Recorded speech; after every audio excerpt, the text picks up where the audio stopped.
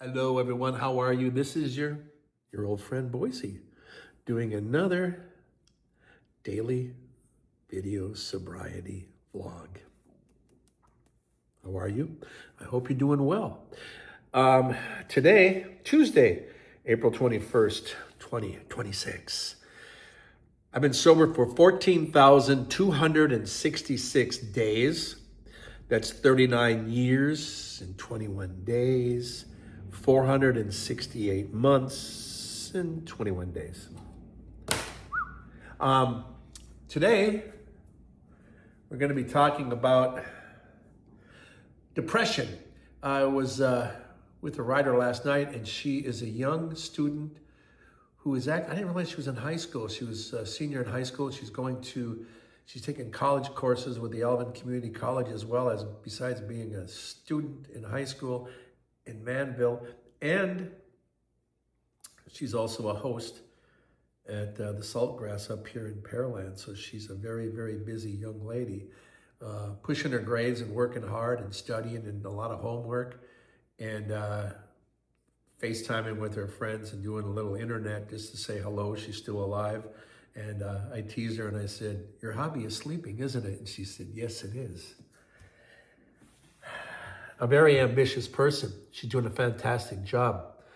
And she came upon the subject of depression because she said in one of her, that was one of her topics that she used in her debate class. I thought that was real interesting. And the thing is, like, when you are young, as a child, you might experience depression. Something horrific happened to you, or just little things, or a parent ignores you in favor of another one. Things like that. And it slowly tears a little hole in your soul, and that's what I keep talking about. That is that hole that we try to fill. Later on, we don't know what to do. We can't talk about it because we don't talk about things in our families, unless you're a family that someone's gone through therapy and then they had to involve other family members because of depression or because of suicide or because of drug addiction. And all of a sudden the family has to open up to it, and they have to go through it as best they can too. And a lot of times family members only go part way in because they're like, "Hey man, I'm not the one that's suffering. My sister is. I don't have to do all this stuff." And a lot of people bail out on it.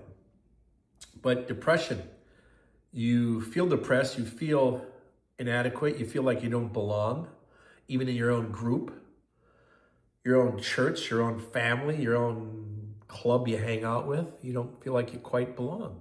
And to different varying degrees, depending on how depressed we are and how we deal with depression. Then we learn, as we're going out and having fun and socializing, that a quick line of Coke or 2 drinks, and whatever you were feeling inside suddenly stops. Suddenly stops. It's like magic. And that's where we start to self-medicate ourselves instead of taking care of that hole in our soul that we should be trying to take care of. And that hole gets bigger and that rip gets larger as we progress down our addiction. Some people can maintain that 2-3 drinks, 2-3 drinks, 2-3 drinks, 2-3 drinks, but then they still have that hole, and they're still not contributing to their family emotionally. Dad might be bringing the money in, mom might be bringing the money in, but they're not contributing socially. That's the easiest part, but we make it the most difficult because we don't talk that way in our family, okay? We just know it. And it's like, no. You use all those words to describe how you don't say it when all you gotta do is say, "I love you." And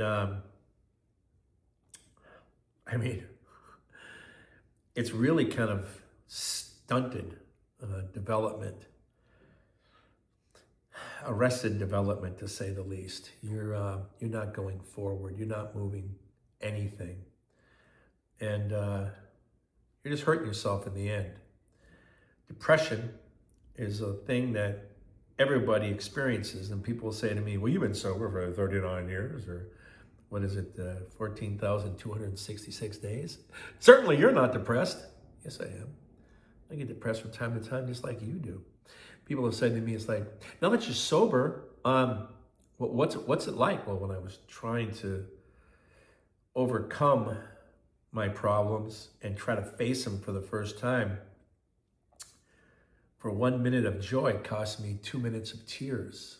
Oh my God, yeah, it takes a while. It's a lot of crying, a lot of upset, a lot of emotions that are just hard to deal with sometimes. And then eventually it gets better. Oh, so then you're happy all the time? No, it's 50-50. Just like it isn't always sunshine and it isn't always rain. I mean, you might move to Arizona and you don't get as much rain, but when you do, it floods the hell out of you. Or in Houston, we get flooded too. And we get a hurricane and we get flooded. Then all of a sudden we don't get any rain for the summer and everything is dry and brittle. And the only thing that's moist is the air because of the humidity that comes off the Gulf. It's incredible. You'd be kicking dust with your boots and your back is completely wet. Weather, weather changes just like emotions can come and go and change. So we're all part of the bigger connection, whether we're tied in with the moon and the moon moves the water and rises the tide. We're all made out of water, so we feel something even if we don't realize it. And you can't ignore simple things like that. You can't ignore your emotions. You can't ignore not talking to your family about these things. It's very important. It's extremely important. And you, if you're a leader in your family, if you're the adult, you're the one that is leading the way. You're one of the main people in your family circle. So when they say follow the leader, they're following you. Are you leading them in a correct direction? Are you leading by example, showing them? And a lot of us don't. Now, the ones that go through treatment or the ones that go through therapy, yes, their family dynamic is a little different than other families. I would argue tighter, emotionally more tethered to each other and stronger relationships. And oftentimes too, when you fight more passionately. But you're arguing your emotions, not just swearing at each other. But this all takes time. When I was locked up, first time with depression, I was depressed, I was frightened, I was scared. I told you before that I had to develop the so-called art of crying your eyes out quietly, so it takes longer to get rid of the tears because you're just not letting them out, you're just like eking them out through the course of the evening. The second week was the same way, but all of a sudden, by the end of the second week, I had stopped crying myself to sleep. Then I tried to figure out what I needed to do, and I talked to counselors or I talked to other people that were in lockup with me. Then they gave me the big book to read. They had other little day-by-day books, little ones you carry with you, and it gives you a meditation for the day and helps you kind of stay focused. Then you sit in a group, and they had 24 of us guys locked up, a dozen one way and our dozen over here. I used to call us the Dirty Dozen.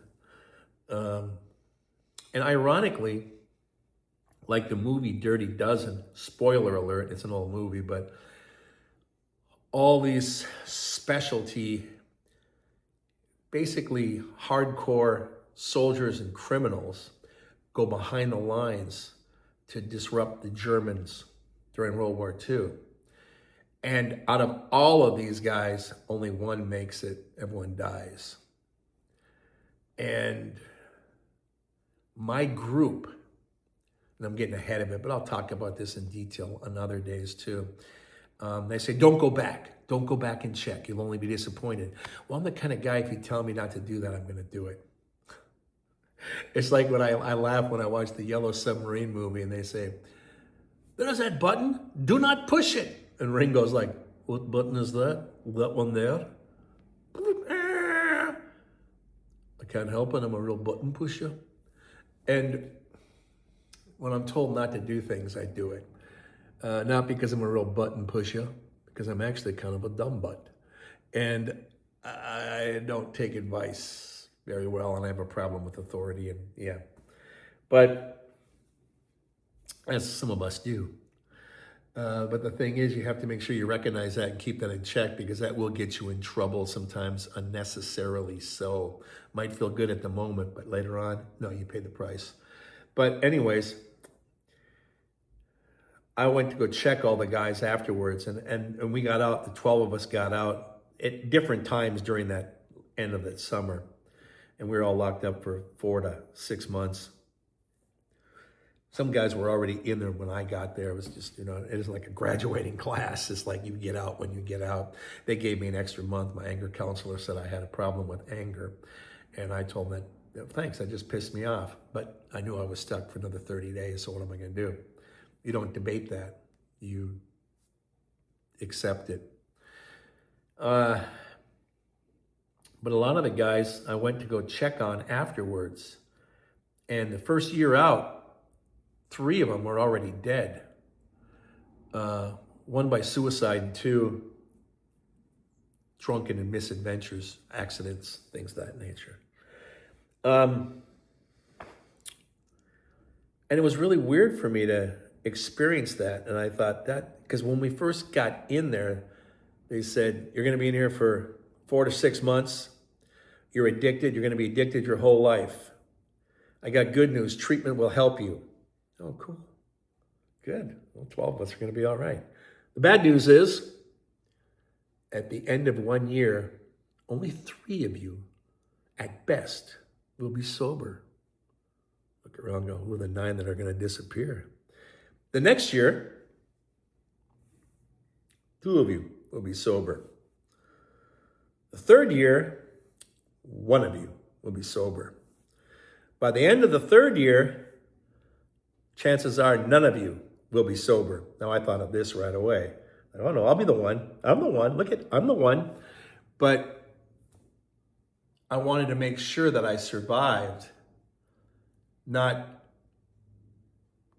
because the other ones couldn't. But it was kind of a frightening thing. Like I could fall prey just like them as well. So I had to make sure I watched my step. I like the Sting song, Fortress of Your Heart. You stop in your tracks because you're walking where you just laid your mines, and you're frightened of the mines you had just left. As you're heading to the fortress, you don't know where the mines are, your personal mines that could kill you and blow you up and destroy you. Now, he was talking about a relationship, but I'm talking about life. And that's a relationship we have with our lives, because we don't have much. A lot of us don't even have relationships when we're locked up, or they're on the rocks, or they're in really bad shape because of what we've done, or who we blame for what we've done. Yeah, because at that time we're still not even taking credit for our own misadventures. We're still looking for that scapegoat we can blame on. And you see it in politicians too. It's like they're in charge of everything. They're a strong man. He knows exactly what he's doing. He picks just the right people. Oh, that person fucked up. Well, I hardly knew the person. He brought me coffee. Let's get rid of him. You hired him. What are you talking about? Strong man. And then it isn't my fault. It's this guy's fault. Yeah, it's your fault because you hired him. You're in charge. Not his fault. And that's why we got to hold politicians accountable, because politicians need to be held accountable, just like we need to be held accountable in our jobs or in our relationships. Why is it when you move up to a politician level, you're no longer responsible? Yes, you are. And we'll get into this later too. Someone politics knows exactly the framework of the abused alcoholic and the abused alcoholic family. The Russians are classic with this, and they make sure they take advantage of it. Where the only thing that's cheap enough for a father to barely afford is potatoes. Always make potatoes. Cabbage is cheap. And vodka.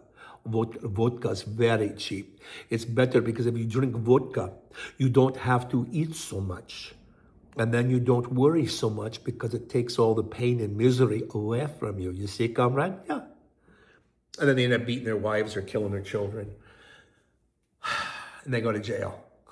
Or then after that, we put you on the front line in Ukraine. You can fight. If you survive, hey, we let you back. That way you can devastate your community when you return. Good job? Yeah. So politicians know exactly what I'm talking about. And that's when you start working with a program, you're going to realize that there are people out there, other forces that don't even know who you are, that will take full advantage of your situation. Even if they don't think that you're a complete full-blown addict, if you even just partying a bit, they got their eyes on you. You are their future. That they can get away with whatever they need to get away with. And you pay the price. So you have to make sure that you're open and honest with yourself. And that's what was with me when I was in that group. By the third week, I actually told the guys that I'm finally grateful that I'm not crying myself to sleep. And everyone was like, what? I had to get that out. And I feared a little bit of rejection, but then I literally thought, well, we're all a bunch of fucking freaks and we're all locked up. So it's kind of like being in a circus and one freak points to the other one and says, like the old Bob Dylan song, you know, thanks for the loan, can I have my throat back? You know, we're just awkward, clumsy people who look at ourselves and other people like freaks because of what we've done to ourselves and our family. And then we have to play emotional twister for the next 6 months. So we're intensively locked up every night of the week and on the weekend. So on the weekend, we'd have 2 sessions like that. And the thing about having so many sessions is that you can't repeat yourself with your bullshit. Pretty soon you have to find something else, and you accidentally, well, they do it on purpose, but we accidentally dig deeper into ourselves and reveal it.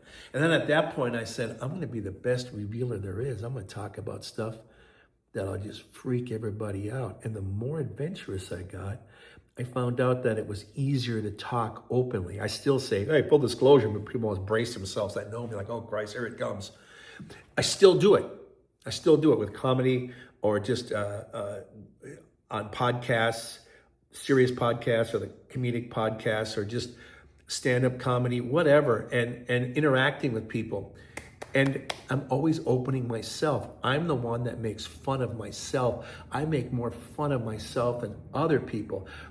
I make so much fun of myself that other people can see that in me and go, hey, what's that all about? Yeah, I'm just like that. After a podcast or a show, people are coming to me later, or even after a Narcotics Anonymous meeting or an AA meeting. And I told my wife, I said, it's 45 minutes. It's usually about an hour for the group. And it'll take me 2 to 3 hours to get out of the building. Because it's kind of funny. I'll just stand up and like now I'd be like, I'm in Boise. I've been sober for 39 years. What? And 9 out of 10 times a person who's running it, he or she will say, oh my God, you should be running this. I mean, I've only been sober for 11 years or 9 years. Like, hey, you're doing great. You kidding me? And I'm not a general. I'm a foot soldier just like you. You can follow me if you want for a little while, but the view is terrible. I've gotten out of the shower and seen my ass. It's not a good look. But after a while, get alongside of me and we'll walk together and keep my brothers and sisters equal with me. That's how I look at things. I don't look at myself being more than anyone else, and I don't like when someone tries to make me feel less than I should. I'll push back on that a lot. If somebody's making somebody else feel less, I'll definitely push back, because I've always had a problem with bullies. And once again, because bullies think they're authority, nope. You know, hey, there's a new sheriff in town. He lives in South Houston. His name's Boise. Don't you mess with him, you hear? So, I mean, I feel good when I'm able to help somebody. I feel good when I'm able to talk to somebody and they're, even like when I'm driving, and if you're watching some of the drive-by videos, there's a lot of times people say, hey, thanks, great, we'll see you, thank you. And sometimes people are like, oh my God, I gotta hug you, oh my God. But their hands on me. I had some people put their hands on me and pray, and they're just kind of like emotional and moving. But some people are like, man, you're the best person I ever spoke to. This is fantastic. Or you're the funniest guy. You did comedy too, didn't you? And it's just the interaction you have with people is magic. Try to harness that magic. And it allows you to open yourself to them. And it's a give and exchange, give and flow, ebb and flow. It's just a wonderful feeling. And just like the moon and just like the water, it just comes and goes and feels so natural after a while that you can't even believe that you used to be so walled off on people. And now it's like come and go, and it feels so good. And that's the whole thing. You start feeling that, and you're going to realize that sobriety is a really good thing. Don't be ashamed of it. I tell people that I've been drinking my sobriety, but I don't get on a soapbox and preach to them, because that would make me feel like and look like I'm better than them. And when I get up on a soapbox and I'm preaching down to them, I'm looking down at them physically. Of course, the reaction is going to be, who the F do you think you are? Especially if they've been drinking. You're offending them. And if you do that religiously, you're driving people away from the church. You're using Jesus as a sword, not a shield. You're putting them in a defensive posture. If you're doing it just for sobriety, and you're not even talking religion, just a higher power, you're still driving people away who do need help, but they don't want to be part of your group. Listen to yourself. So be open, be honest. It takes a while. You know, like I say, man, I was first 2 weeks till it tapered off. At the end of the second week, I cried myself to sleep silently. I've never done that in my life. I've cried, but never every night for a week. Then the next week, I didn't even know when it was going to end. And now that I'm able to share it, people will be going, oh my God. Some people might have different reactions. What a pussy. I would never cry. Yeah, unless you're in a shower and nobody's around. Gotcha, Chief. Ooh, you're badass. You're not very honest. You're not very forthcoming because we all cry. That's like some people say, I don't fart. So really, I'm not standing behind that son of a bitch. I don't like people who aren't honest. Sometimes it's hard to be honest all the time, and I recognize that with people, and it takes time. So I'm patient with that. Because if they're not being honest, getting back to the original, depression. And we're going to cover depression a lot because depression is the key stumbling block that gets us back to where we were. I've had some friends that I tell them, you got 1 foot in that sketchy drug world, just in case, because that's the sweetest voice you're going to hear. Come on back. They're trying to depress you. They're making you feel bad. You know, you and me do one line, little bump. Oh, it goes away, doesn't it? Yay.